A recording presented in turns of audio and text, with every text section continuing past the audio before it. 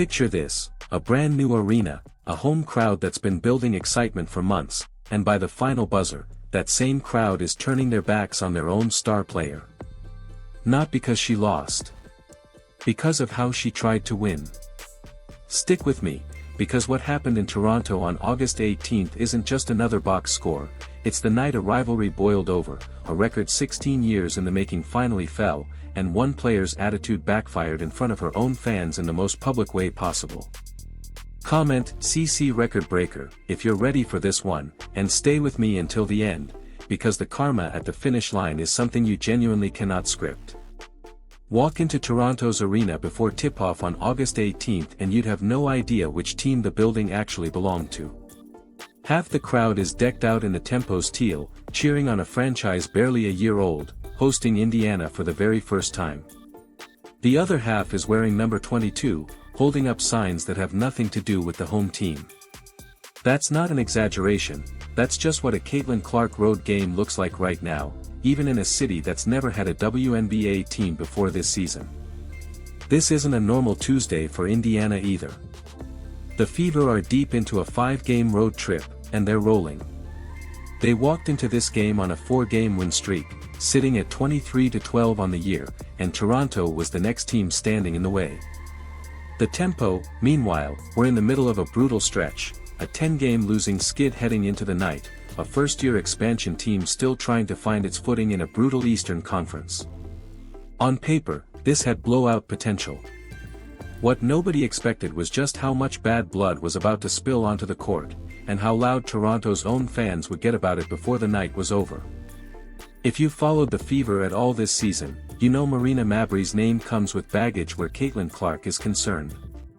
Earlier this year, Mabrey caught Clark with a hard, off-the-ball bump that had the entire league talking for days, the kind of play that has nothing to do with basketball and everything to do with sending a message.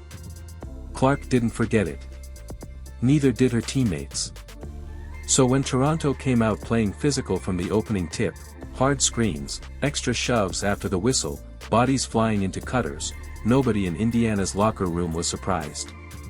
What surprised people was how little the referees seemed willing to call.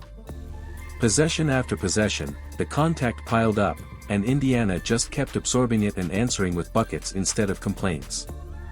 That's the tone that set up everything else that followed. Kelsey Mitchell catches fire. Before we get to Clark's night, we have to talk about what Kelsey Mitchell did in the first quarter alone, because it's the kind of stretch that changes a franchise's record book in real time. Mitchell scored 16 points in the opening quarter by herself.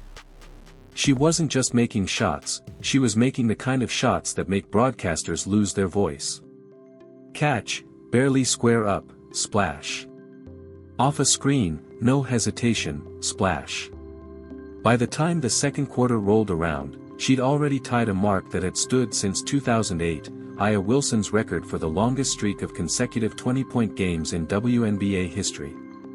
20 straight games of putting up 20 or more, matching a bar that only one other player in league history has ever reached.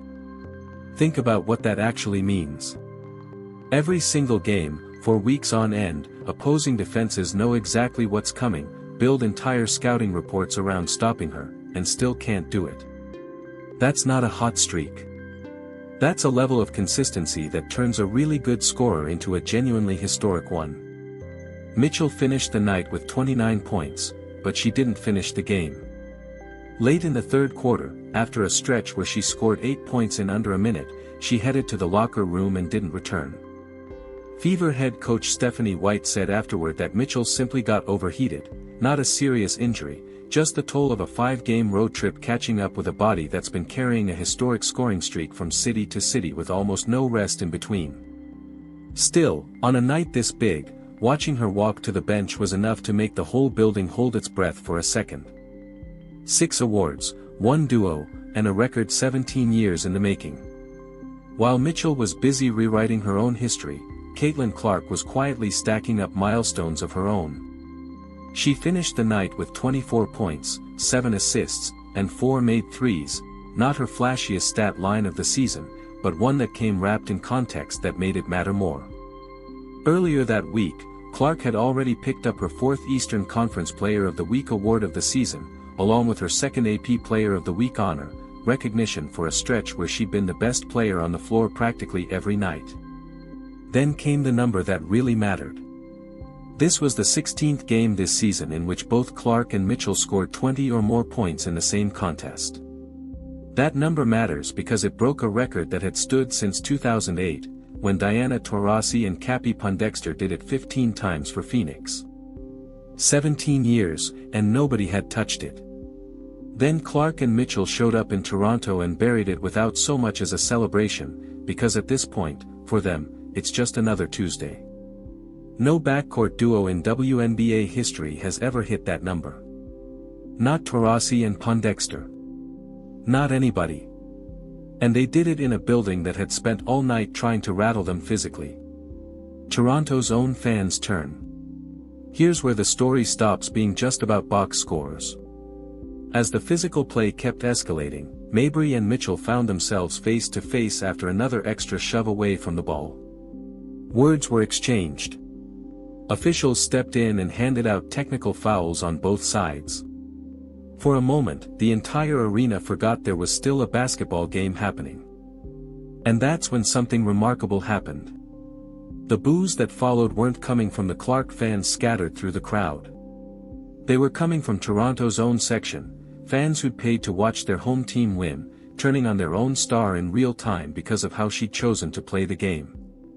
Every time Mabry touched the ball for the rest of the night, the volume climbed. Sophie Cunningham added her own exclamation point to the physical chess match, going a perfect 3 for 3 from three-point range and finishing with 13 points, turning Toronto's aggression into free points on the board rather than letting it rattle Indiana's rhythm.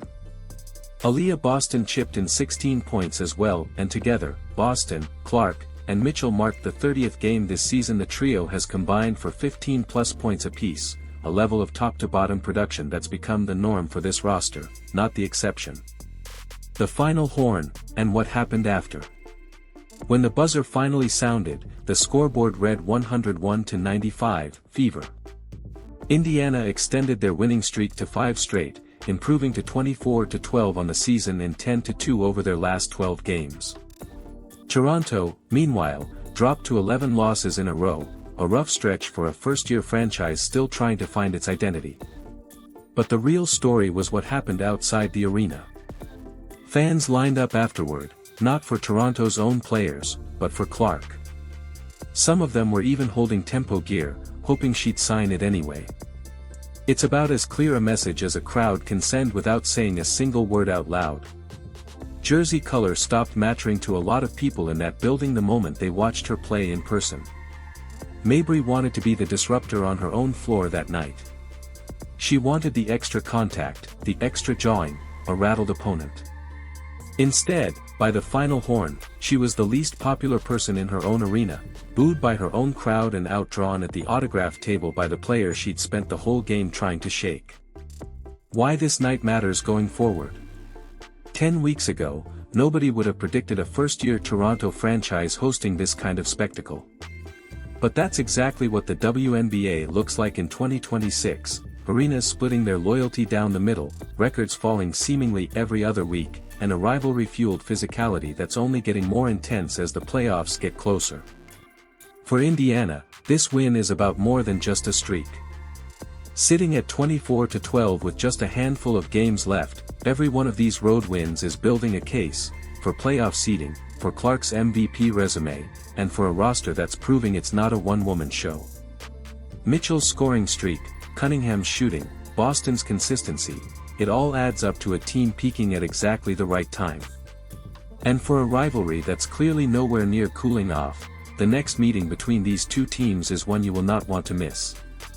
If this story got you fired up, make sure you're subscribed and have notifications turned on, because with a stretch like this, there is no telling what record falls next, and you don't want to find out after everyone else already has.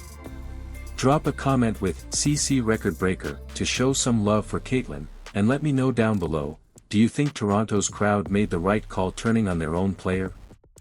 See you in the next one.